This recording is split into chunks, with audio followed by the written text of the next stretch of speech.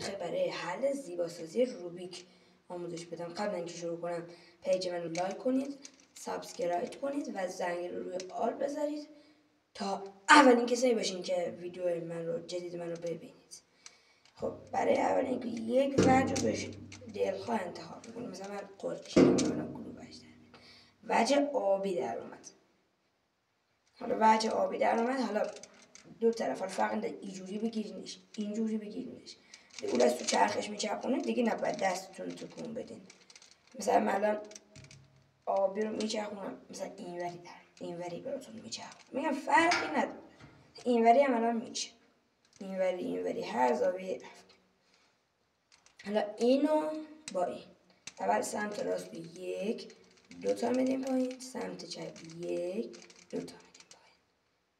همینو میچرخونیم که این خطا نباید اینجوری باشن، عمودی نباید باشن و افقی باشن، یعنی به سمت طول باید باشن. حالا اینم 1 2 تا میدیم پایین، این برم 1 2 تا میدیم پایین. نگاه میکنیم ببینیم تو روی که اون دیگه خط هست. بله یک رو دیدیم، عمودی نه افقی. 1 2 1 2. حالا همینجوری میبینید که کل روبیک مثبت شده با گوشه ها و مرکز رنگ های متفاوت.